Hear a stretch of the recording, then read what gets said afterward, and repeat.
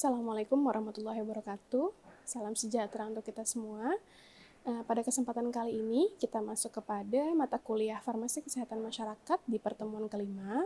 Nah, di sini kita akan membahas tentang pharmacovigilance. Ada apa saja yang akan kita pelajari? Yang pertama, pendahuluan, kemudian ada definisi dari pharmacovigilance, kemudian ada tujuan dari pharmacovigilance, kemudian ada ruang lingkup pharmacovigilance, kemudian ada sistem pharmacovigilance di Indonesia, kemudian ada peran farmasis di pharmacovigilance ini seperti apa, kemudian apa saja tantangan dalam mengimplementasikan pharmacovigilance, dan yang terakhir adalah bagaimana strategi untuk meningkatkan pharmacovigilance. Kita mulai yang pertama, terkait dengan pendahuluan, di mana perkembangan ilmu kedokteran dan farmasi ini menghasilkan banyak obat baru yang sangat bermanfaat untuk kita semua, terutama untuk mengobati berbagai macam penyakit. Tapi, penggunaan obat ini juga memiliki potensi untuk menimbulkan masalah keamanan, seperti efek samping obat, kemudian ada interaksi obat, ataupun adanya medication error atau kesalahan dari penggunaan obat. Nah, maka dari itu, kita butuh nih ilmu pharmacovigilance sebagai upaya untuk memantau, menganalisis, dan juga mencegah risiko obat, sehingga manfaat dari penggunaan obat ini akan lebih besar dibandingkan dengan risikonya. Nah, kemudian kita akan bahas tentang definisi dari pharmacovigilance. Menurut WHO tahun 2022, pharmacovigilance ini adalah ilmu dan kegiatan terkait deteksi, penilaian, pemahaman, dan juga pencegahan efek samping obat atau masalah lain yang berhubungan dengan obat. Kemudian, menurut Edwards dan Aronson tahun 2000, pharmacovigilance adalah ilmu yang mempelajari tentang efek samping dan masalah obat yang tidak diharapkan untuk meningkatkan pemahaman mengenai keamanan obat. Kemudian, menurut Kemenkes RI tahun 2012, pharmacovigilance ini adalah serangkaian kegiatan pengumpulan, pemantauan, penelitian, penilaian, dan juga evaluasi data terkait dengan efek samping obat. Dalam pelayanan kefarmasian sendiri, pharmacovigilance ini adalah bagian dari pharmaceutical care untuk memastikan keselamatan pasien dalam menggunakan obat. Selanjutnya adalah tujuan dari pharmacovigilance. Nah, di sini kita ada dua tujuan. Ada tujuan umum dan ada tujuan khusus. Yang pertama, tujuan umum. Tujuan umumnya ini adalah untuk melindungi masyarakat dari risiko penggunaan obat dengan cara menyeimbangkan antara manfaat dengan resikonya. Sedangkan, untuk tujuan khusus dari pharmacovigilance ini adalah, yang pertama, untuk mendeteksi dini efek samping obat yang jarang atau memang belum diketahui pada target obat yang dipasarkan. Kemudian, untuk mengidentifikasi apa saja kira-kira faktor risiko yang bisa meningkatkan terjadinya efek samping obat. Yang ketiga, untuk mengurangi morbiditas dan mortalitas akibat dari penggunaan obat yang tidak aman. Kemudian, pharmacovigilance ini juga untuk memberikan informasi yang akurat bagi tenaga kesehatan, pasien, maupun regulator. Lalu, tujuan khusus yang lain adalah pharmacovigilance ini untuk mendukung kebijakan pengendalian obat, seperti revisi label, adanya peringatan, pembatasan indikasi, sampai dengan penarikan obat dari pasaran. Tujuan khusus yang selanjutnya adalah meningkatkan kepercayaan masyarakat terhadap pelayanan kefarmasian dan sistem kesehatan. Nah, itu adalah tujuan dari pharmacovigilance. Selanjutnya, kira-kira apa saja ruang lingkup dari pharmacovigilance itu sendiri? Di sini contohnya yang pertama adalah pemantauan efek samping obat. Efek samping obat sendiri ini adalah reaksi obat yang merugikan yang diberikan pada dosis normal. Contohnya, adanya reaksi alergi, adanya hepatotoksisitas, dan adanya nefrotoksisitas. Ruang lingkup yang selanjutnya ada medication error monitoring, yaitu kesalahan yang bisa saja terjadi pada saat proses peresepan, dispensing, sampai penggunaan obat. Contohnya, salah obat, salah pemberian dosis, salah pasien, atau mungkin salah rute pemberian. Kemudian, ruang lingkup yang selanjutnya adalah interaksi obat, yakni pemantauan interaksi antara obat dengan obat, antara obat dengan makanan, ataupun dengan obat dengan herbal. Misalnya, obat warfarin yang digunakan bersamaan dengan obat aspirin. Nah, ini dia akan meningkatkan risiko perdarahan pada pasien. Ruang lingkup selanjutnya adalah post-marketing surveillance atau PMS. Nah, ini adalah pemantauan keamanan obat setelah obat tersebut beredar di pasaran.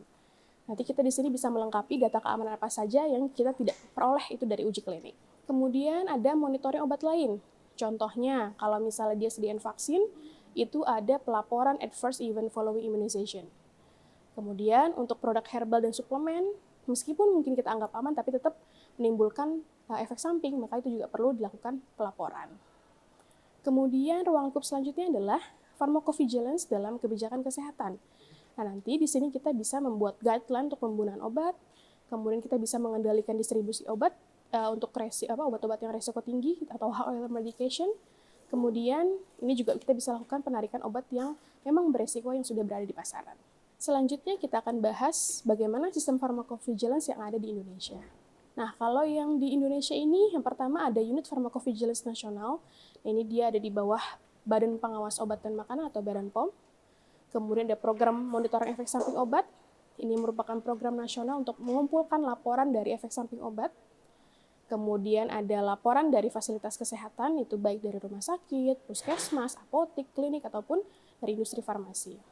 Kemudian kita juga ada formulir pelaporannya. Nanti di formulir itu bisa berisikan dengan identitas pasien, obat yang digunakannya apa saja, kemudian deskripsi efek samping obat itu yang seperti apa, dan outcome-nya juga itu bisa dilakukan pencatatan di formulir pelaporan. Nah, kemudian ada juga evaluasi pelaporannya. Ini biasa dilakukan sama Badan POM, kemudian juga bisa dilakukan oleh WHO, yaitu dengan Uppsala Monitoring Center atau UMC, dan juga jaringan global lainnya. Selanjutnya adalah peran farmasis dalam pharmacovigilance ini. Nah, di sini ada berbagai macam peran farmasis, diantaranya adalah kita sebagai farmasis bisa mengidentifikasi apa saja efek samping yang dialami sama pasien. Bisa melalui wawancara, bisa melalui monitoring terapi, dan juga evaluasi rekam medis. Kemudian kita sebagai farmasis juga bisa mendokumentasikan dan juga melaporkan setiap dugaan terjadinya efek samping obat kepada Badan POM. Kemudian, kita sebagai farmasis juga bisa melakukan konseling pasien dengan cara memberikan edukasi tentang apa saja efek samping obat yang mungkin bisa terjadi, interaksi obatnya apa saja, dan bagaimana cara penggunaan obat yang benarnya. Kemudian, kita sebagai farmasis juga bisa mencegah medication error. Dengan cara apa? Dengan cara kita melakukan screening resep atau pengecekan resep, kemudian kita lakukan double check, dan kita juga menggunakan sistem yang sudah terkomputerisasi. Peran selanjutnya yang bisa kita lakukan adalah melakukan drug utilization review. Nah, ini gunanya apa? Gunanya untuk mengevaluasi rasionalitas dari penggunaan obat kepada pasien. Selanjutnya, farmasis juga bisa mengintegrasikan antara pharmacovigilance dengan pharmaceutical care. Nah, di sini farmasis bisa mengintegrasikannya untuk meningkatkan keselamatan pasien atau patient safety. Selain itu, kita juga memiliki tantangan yang berbagai macam untuk implementasi pharmacovigilance di sini. Apa saja tantangannya? Yang pertama, mungkin adanya kurang kesadaran dari tenaga kesehatan untuk melaporkan adanya efek samping obat. Kemudian, mungkin pelaporan yang masih rendah dibandingkan dengan kejadian realnya atau kejadian sebenarnya, atau kita sebut juga dengan underreporting. Kemudian juga ada keterbatasan sumber daya, baik itu di rumah sakit, apotek, puskesmas, dan mungkin fasilitas kesehatan lainnya. Kemudian kurangnya pengetahuan pasien. Nah, di sini kurangnya pengetahuan pasien tentang pentingnya melaporkan efek samping apa yang sudah dialami atau diderita sama pasiennya. Kemudian, tantangan selanjutnya adalah mungkin masih kurangnya koordinasi antar lembaga sehingga koordinasi tersebut masih perlu ditingkatkan. Nah, bagaimana cara meningkatkan pharmacovigilance di sini? Di sini ada berbagai macam strategi. Di antaranya kita bisa lakukan edukasi dan juga pelatihan untuk tenaga kesehatan terkait dengan pelaporan efek samping obat. Kemudian kita bisa lakukan sosialisasi juga kepada masyarakat supaya masyarakat itu bisa melaporkan kira-kira apa saja sih yang mereka keluhkan terkait dengan efek samping obatnya. Kemudian kita juga bisa melakukan peningkatan sistem pelaporan elektronik supaya nanti pelaporannya jadi lebih mudah dan lebih cepat dan sampai kepada pihak yang terkait. Kemudian kita bisa melakukan kolaborasi multidisiplin, baik itu antar farmasis, dokter, perawat, atau mungkin ahli gizi dalam melakukan pemantauan pasien.